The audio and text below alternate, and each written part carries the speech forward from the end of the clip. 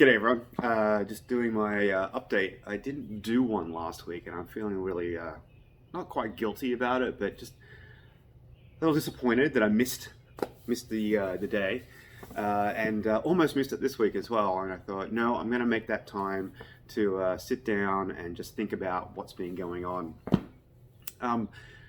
Videoing in my garage today to just mix things up. I was going to do a quick garage home gym tour in a bit, but first I want to talk about just life and everything. It's interesting working from home. It's something I've done many times over the years, but now when it's kind of like a forced work from home where you're not supposed to go out, it's funny how tempted you are to actually try and find things to get out and do things. And I love being at home, but certainly feeling that desire to get out. Work has been interesting. Just got back from all the vacation time out of the game developer events that we were running, and the team decided to shake things up, and now I'm doing a different role at Microsoft where I'm helping software developers work remotely. Obviously that's a big need right now, and while some people have done it, as I said in the past, I was literally one of those people. A lot of people haven't, and a lot of companies haven't done that before, and they don't really know what the pros and cons are, and what the pitfalls are, and what the benefits are of being able to have some of your workforce working from home to be able to continue your business. And so it's an interesting challenge. It's very different from what I've been doing for the last few years around game development. And I have to admit, I have mixed feelings about it. I love my game development stuff, and that's certainly the passion I have. But when I think about all the things I've done over the last, 15 plus years, my mission has always been to help people do more with technology, to get excited about technology and do more with it. And so this is another way for me to do that and explore that desire and that sort of life mission, and do it with a different set of people. So this week has been a whirlwind of going from the game development events and strategy and thinking about for the next year what planning we were doing, and jumping in head first on a project that needed to be done basically yesterday for a lot of people to be effective in doing what they do. So it's interesting, and certainly keeping me busy in terms of the intellectual side of things, just really quickly trying to change that context of what I'm doing. Besides that though, at home, Ed and I have played a few games. We played Starcadia Quest. That was the game I showed some of the miniatures I've been painting, and had a lot of fun with that. We played through a full campaign of 4 scenarios, and I think if we played it again, I think it'd go even more smoothly. And that was an interesting experience to try a game like that. We've been playing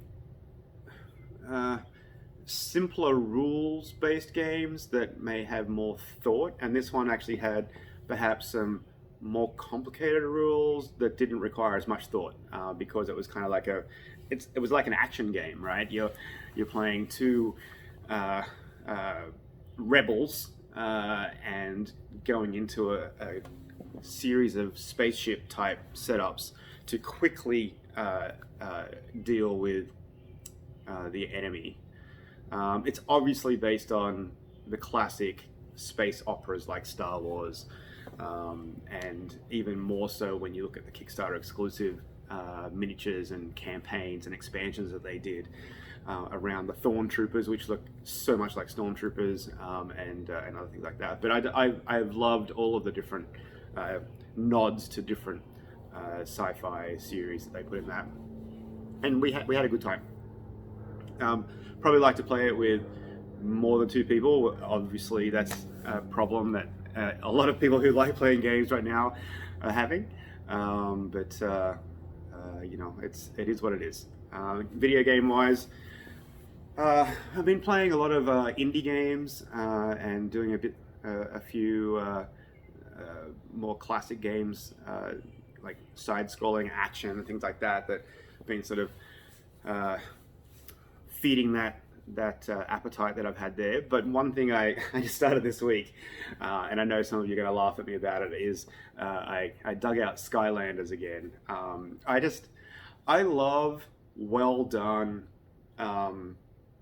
high color platformer type games. You know, like Crash Bandicoot was the thing that actually converted me to console from PC way back in the day, and ever since Crash introduced me to that sort of concept, I've just loved it. Crash and Spyro and Sly Raccoon and Jak and Daxter and all those other classic PlayStation games, and then, you know, all the evolution of that. You know, it was a little sad when, you know, I realized that was one of those genres that was sort of dying out a little because people were liking more realism or more interaction and co-op and multiplayer competitive style, which is not really something I enjoy. I like cooperative totally, but the competitive stuff, I just like to play the game, you know, for myself. And Skylanders, when it came out, was it probably the first game was almost 10 years ago. Just really sort of brought that back. The first game was very clunky, but it had the benefit of having Spyro in it to bring you in with that continuity of that type of character. But over the five or six games in the series, they slowly got the platforming better, and there's still, you know, it's still basic and primitive, but it's fun, and it's dumb fun, with really dumb humor in it, that makes you groan laugh all the time. And so I dug out Superchargers, which I realized I'd only done a very small fraction of the game. And so Ed and I have been enjoying playing that. And I also discovered that I hadn't actually finished Trap Team. So once the Superchargers is finished, I'm going to go back to Trap Team as well and play that. So those are a lot of fun to play and continue to play. So I'm looking forward to that. All right, so let me do this. Let me see how this goes. So garage, as I said, and this is where Ed and I basically try to be here, excuse me, 4 or 5 times a week. And we're super grateful that we had a lot of our equipment all ready to go before quarantine, stay at home happened. And so we are fairly well stocked for, as Ed says, for the level of athlete we are very well stocked in terms of our equipment. So do a little quick tour. We've got our dumbbell rack here, and it went up to, I think, 30, and then we bought 35s, and now because of street parking, we got some 40s, and because I'm trying to level up my weights, I'm up to the 50-pound dumbbells for some workouts. So those we bought separately and added on, but they've certainly been the ones we've been using the most over the last month or so. We have a sandbag. We still have to get some rubber mulch, maybe pool noodles or something to sort of flesh it out, so that we can add to the bulk of it, so it doesn't flop around like a weird, it feels a bit weird right now because of the way you put a bag inside the bag that have the weights. We have 3 wall balls, 10 pound, 14 pound, and 20 pound. When we first got the wall balls, this is kind of the weights we were usually doing, and now we're doing these. So I'm glad we got the 20 pound and that we have the 14 for Ed to do. We've got our ab mats and a couple of yoga mats up here. We have some bands as well, and new addition, the little mini whiteboards to note down our workouts when we're working out outside. For me, crucial, the speaker, the Wonder Boom, Mega Boom, to actually be able to listen to music while I'm working out. Ed seems to be able to work out in silence. That's not for me. We have some other pieces of equipment. This orange thing back here is super interesting. Ed got it for me for Christmas a little while ago, and it's meant to connect to a dumbbell and convert it into a bit of a kettlebell. I think for certain kettlebell movements it works, but for a lot of others it makes me concerned about my wrist strength and hitting myself in unfortunate places. So I sort of haven't really used it, unfortunately, a lot. We do have two kettlebells. These are also a fairly recent addition, 12 and 24. I actually ordered from Amazon, not a full set, I think a set of about 5 or 6 of different weights. And each one's, even though I ordered them all from one order, all came from different places and slowly got cancelled for different reasons. So we only ended up with 2. Fortunately, it's those 2 which work out well for us. We have, next up is the all-important clock with timing and countdown stuff, which is nice, and our big whiteboard for whatever workouts we're doing. We currently have Sasquatch's Get Loose on there pretty much permanently, just to remind us to do that before we do any workouts. Then around here we have the full rowing machine, which we both love. Our barbells, we have 35 and 45 pound barbells, as well as our PVC for stretching, and our bench, which we haven't been using a lot right now. And this wood is in preparation for a rack that we're hoping to get soon from Sorinex. Apparently it got shipped today, so hopefully we'll get that. See our collection of jump ropes lying there ready to use. We both practicing double unders every time we work out, which is great. We also have an assault bike, which we're able to pick up secondhand from Sasquatch, and it is used for some workouts and usually for our warm-up as well.